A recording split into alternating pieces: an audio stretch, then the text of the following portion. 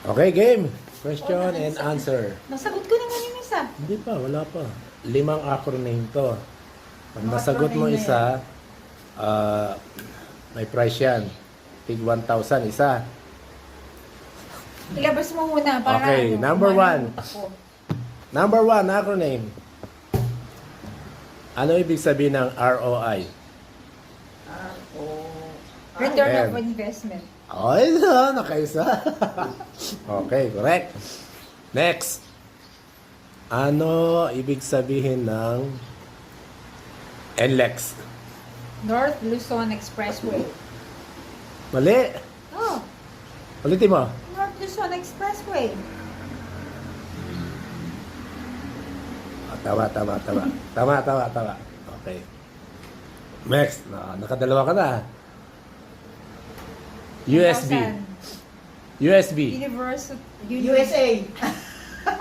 Universal. Universal. Ano?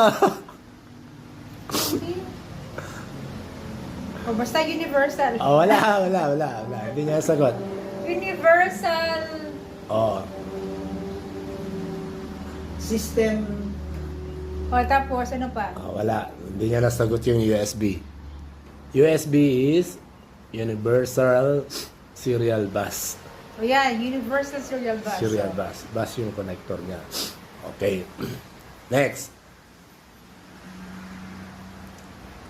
RFID. May nakalimutan ko lang. Ano ibig sabihin ng RFID? Oh, sa NLEX, sa SLEX, yan, may RFID. Sa lahat ng mga kotse.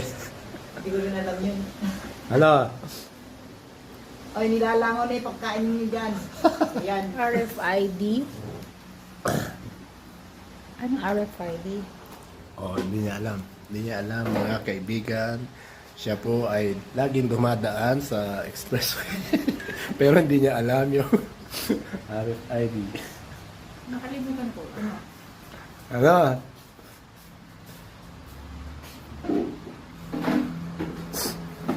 Oh, wala na. Next. Ting. Wala na. 5 lang yun.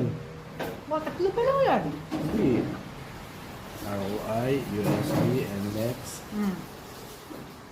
RFID. Oh, meron pa isa. Meron pa isa. Last acronym.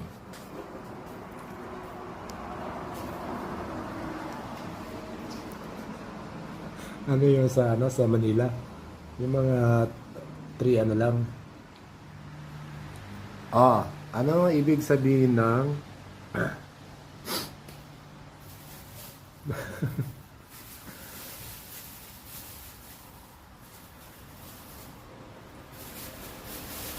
DILG?